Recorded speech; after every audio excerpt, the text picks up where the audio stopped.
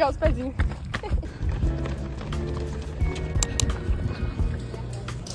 E agora eu vou só reduzir, né?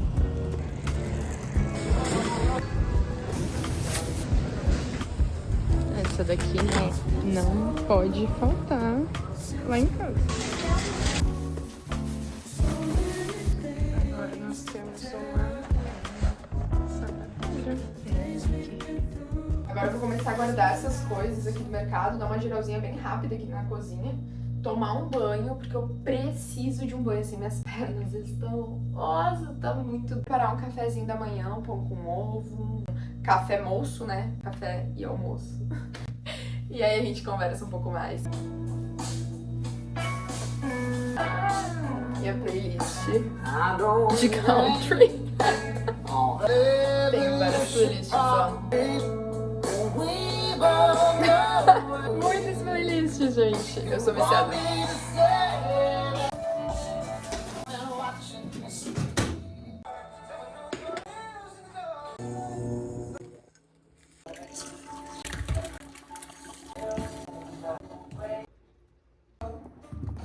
Vê se pode um cafezinho desse, ó, que benção! E um cafezinho com leite. Eu não sei, eu sinto que eu tenho muitas coisas pra falar. Não sei por onde começar. Muitas coisas que eu quero compartilhar. Eu simplesmente não sei por começar, mas vamos por partes. Eu acho que, né, primeiramente, a gente iniciou o dia hoje correndo. Vamos falar sobre o treino de hoje. Para o que a Madu está treinando? Eu tô treinando pra uma maratona. Então, esse ano eu me desafiei a fazer uma maratona pela primeira vez. E eu vou fazer em agosto os 42 quilômetros lá na Maratona Internacional de Florianópolis. Por que Florianópolis? Porque eu morava em Floripa.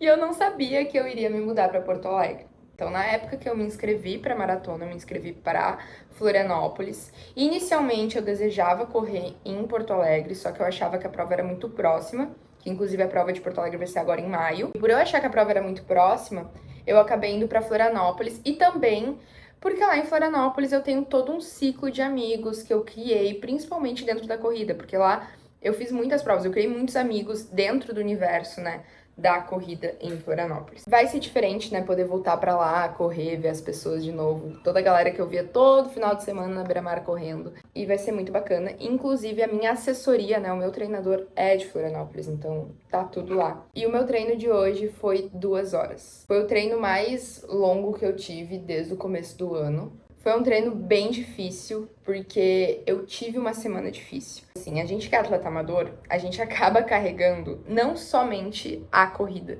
Então a gente carrega o trabalho, a casa, a vida social, tu ter que pensar na tua alimentação, na tua rotina, tudo isso além dos treinos, né? Além do treino de fortalecimento e além do treino de corrida. Então são muitas coisas. Às vezes, um pequeno detalhe na sua rotina acaba afetando todo o resto, afeta um treino seu, tanto mentalmente, porque quando a gente tá cansado mentalmente, quando a gente tá ansioso, o treino não sai legal. Tem duas opções, na verdade. Ou o treino vai ser a saída para aquele teu problema, assim, se tu tá pensando demais, ou acaba que realmente o treino ele não vai sair legal. E essa semana eu tive muitos problemas com a alimentação. Não é algo que eu já falei abertamente na internet, mas um dia já é bem melhor, mas em muitos momentos da minha vida eu tive algumas complicações com comida. Nunca cheguei a ter nenhum problema assim extremo, mas realmente a comida pra mim é um escape muito forte. Preciso ter um domínio próprio bem fortalecido e eu tô nessa constante de que quando acontece uma questão na minha vida, assim, enfim, tô ansiosa por conta do trabalho, por alguma questão, enfim, eu sempre acabo depositando na comida, depositando tudo, principalmente em doce. E eu sei que isso acontece com outras pessoas, muitas pessoas passam por isso, é uma dificuldade que eu tenho também. É engraçado, né? Porque as pessoas olham, por exemplo, fotos que eu posto no Instagram do meu carrinho de compras ou de alguma alimentação que eu tô fazendo e acham que é 100% daquilo ali todo momento. Gente, não. É óbvio que uma pessoa não vai pegar e vai compartilhar na internet quando ela tá comendo, sei lá, um bombom, sei lá, um cookies, que isso é uma coisa que aconteceu essa semana, por exemplo. Eu comprei um cookies porque eu realmente não tava legal e o cookies é um doce que eu gosto bastante. Então é tipo um comfort food, sabe?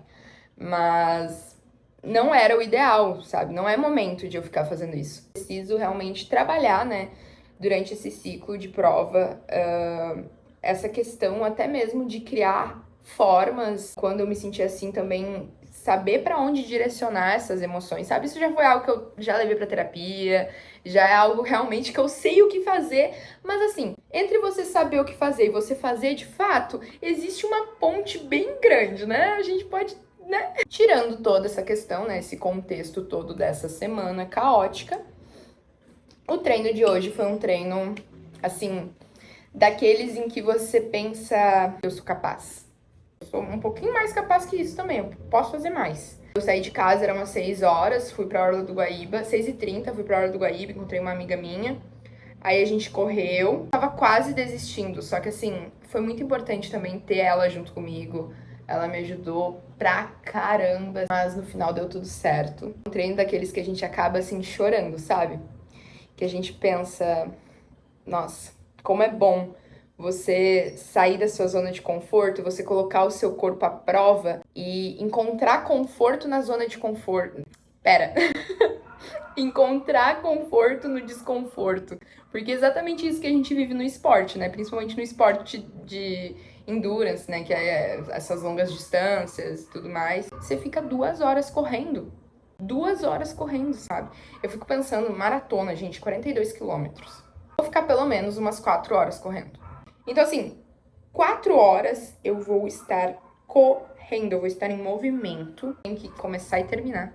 4 horas, entendeu? E tem momentos, assim, da corrida de longa distância que assim, eu não sei explicar, é como se fosse uma montanha-russa, sabe? Porque você começa de um jeito, assim, não querendo, ou muito animado, e aí uma hora começa a doer, aí você quer desistir, aí você não desiste, daí você persiste, aí você continua, e daí do nada tá legal de novo, e aí desce de novo, ai, é mágico. E no final disso tudo, toda essa construção é mágica. Tipo, mágica no sentido de é diferente. É diferente. Todo mundo fala, né, que quando você se torna maratonista, você se torna outra pessoa. Você começa uma pessoa e termina outra pessoa, né? Depois de um processo de maratona.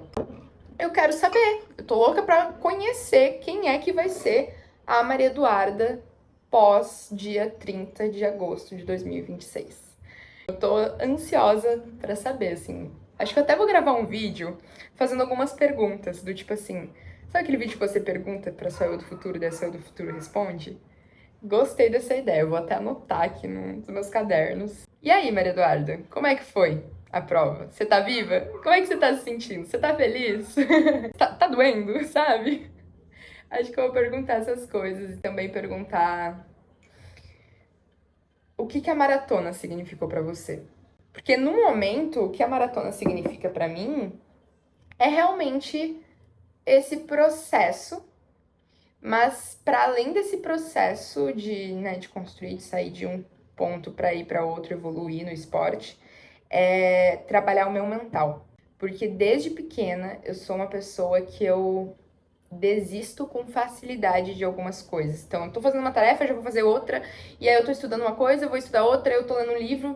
Então, desde pequena eu sempre tive essa dificuldade. E eu comecei a perceber isso na corrida. Porque eu tava tentando bater a minha meta de sub 2 horas nos 21 quilômetros, eu já fiz 4 meia maratonas e eu ainda não fiz essa meta. E eu percebi que nos próprios treinos eu desistia com muita facilidade. E não é porque o meu corpo não tem condições, pelo contrário, assim, o meu corpo ele tem muita condição. Tenho condições de fazer, mas eu desisto com facilidade. Então parece que eu acabo perdendo realmente pra minha própria mente, sabe? Eu perco pras minhas próprias desculpas. E isso tem me deixado triste ano passado, né? Isso me deixou bem triste quando eu percebi isso. E eu pensei, cara, quer saber? Eu vou fazer uma maratona. Já era meu sonho, eu já tinha essa vontade, mas não era algo assim que eu pensava tão próximo, sabe? Mas aí eu conversei com o meu treinador, a gente analisou, tipo, cara, você já fez tantas, tá legal. Conversei com outros treinadores também, que são meus amigos. Eles falaram, não, você tem condição, tipo, você já correu 4 meia maratonas, então vai, começa esse processo. Hoje, pra mim, a maratona é isso, é vencer esses momentos, né? As minhas próprias desculpas. É vencer as minhas próprias desculpas, os meus próprios medos, os meus próprios porquês dentro do esporte. Então, saber que por mais que eu tente trazer motivos, por mais que eu tente trazer questões, eu vou lá e vou fazer o que eu propus em fazer. Ponto. Esse é o ponto. Claro, né, gente? Vocês estão falando com uma cristã, né? Então, tudo, até mesmo o esporte, pra mim, ele é entregue ao Senhor. Ele é pra glorificar o Senhor. Então, eu sempre busco constantemente encontrar Jesus também no esporte. Encontrar. E de fato, né, existe muito de vários princípios bíblicos dentro do esporte. No final do treino, escutando as músicas, né, que me trazem Jesus, assim, e eu sentindo muita dor, mas, assim, a presença, consegui sentir a presença dele ali junto naquele final daquela corrida foi muito, muito importante, mas eu acho que eu posso trazer isso em outro vídeo mais focado realmente em como eu vejo, né, Jesus no esporte, em como eu vejo o evangelho no esporte. Acho que seria bem interessante de poder compartilhar. Eu dei uma cochileta da tarde, sabe? Aquela sonequinha da tarde, bem básica. Acabou sendo quase a tarde toda. Vai ser umas 17h30. Vamos lavar roupa, né, senhora? Já dormiu? Acho que tá na hora de lavar roupa.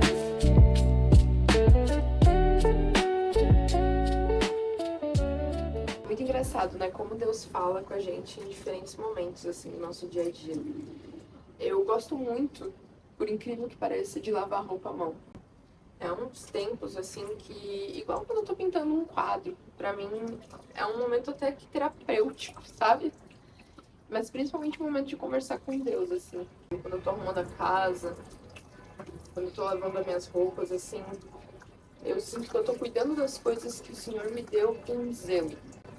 E justamente por ser um momento assim, também é um momento que eu posso conversar com Ele, que eu posso fazer com mais tranquilidade, sabe? Eu gosto bastante disso. E até nos momentos que eu tenho que fazer correndo, assim, eu também gosto. É bem bom. Como cuidar de Y e, enfim, X coisas do tipo, uma roupa mais escura, como esbranquiçar, né, as roupas que são manchadas, enfim, essas coisas assim, sabe? Não sei se todo mundo que vai morar sozinho acaba pensando em aprender essas coisas, aprende na marra. Não sei se é simplesmente eu virando adulta, mas eu já moro sozinha faz 3 anos, né? Então alguma coisa tinha que mudar. Alguma coisa nova eu tinha que aprender, né? Olha só, minhas jovens senhoras e senhores, vou ensinar pra vocês uma receita de como deixar toalhas brancas. Essa daqui mais em específico, ela tá bem manchada, porque... Olha isso. Sério, muito manchada. Eu espero que eu consiga tirar essas manchas aqui. Mas ela tá bem assim porque eu levei ela pra uma missão que eu fui fazer lá na Bahia em janeiro. Eu fui bem tonta, na verdade, de levar uma toalha branca pro sertão da Bahia, né? Era óbvio, gente, era incrível. Toda vez que a gente ia tomar banho, dava pra ver, assim, o nosso pé saindo vermelho por conta do chão, do barro, do chão de barro não, mas da terra, né? Da poeira, do pó da terra e tudo mais. Isso não é uma reclamação, pelo contrário, eu adorava. Inclusive, saudades do meu pé laranja. Mas é que era um ambiente que eu já sabia que ia ser assim, né? E eu podia ter refletido um pouco antes de escolher uma toalha branca pra levar, né? Inclusive, aqui no YouTube tem um vídeo, não sei se esse vídeo eu vou postar antes ou depois, mas tem um vídeo da missão que foi feita lá pra São Tomé, na Bahia, em janeiro. Saudades desse momento. A receita basicamente é 2 colheres de bicarbonato de sódio. A gente vai colocar aqui. Eita, tá voando. Vai colocar mais um pouquinho porque eu quero. Você vai colocar 1 copo de vinagre. Vou colocar o vinagre. Colocar um pouco do detergente. Você vai colocar água quente. Tem que estar fervendo. Vou colocar a nossa toalha. Agora de noite eu vou sair, às 19 horas eu tenho um culto de jovens pra ir. Não sei como é que vocês chamam, se vocês chamam de encontro, culto, enfim. Mas eu vou ir numa igreja nova, conhecer, que uma amiga minha, enfim, da CRU, né, da organização que eu faço parte, me chamou pra conhecer. E antes de ir, eu quero realmente focar em ler um pouco do meu livro, seguir uma parte do estudo bíblico que eu tenho que fazer, que eu tô lendo o Êxodo. Posso dizer que, assim, estou atrasada, mas, assim, eu já sabia que isso ia acontecer, que eu não vou terminar a Bíblia em um ano, até porque eu quero que seja uma leitura aprofundada, que não seja uma leitura só por ler, sabe? Só pra dizer, nossa, li a Bíblia em um ano. Então, esse um ano pode acabar lá em abril de 2027. Tá tranquilo? Ainda assim, é um ano. E além do estudo bíblico que eu tô fazendo por conta, assim, eu também tô fazendo um curso sobre leitura bíblica do Jonas Madureira. E aí esse curso, ele dura em torno de 2 anos. Então, em torno não, ele dura 2 anos. É um curso focado realmente em leitura bíblica, então vai passar por toda a parte de hermenêutica dos autores bíblicos, mas focado em como você lê a Bíblia com mais qualidade. E é um curso que é gratuito, que a igreja dele organizou. Então achei bem bacana mesmo essa iniciativa. E é isso, esses são os estudos teológicos para hoje, antes do culto dos jovens.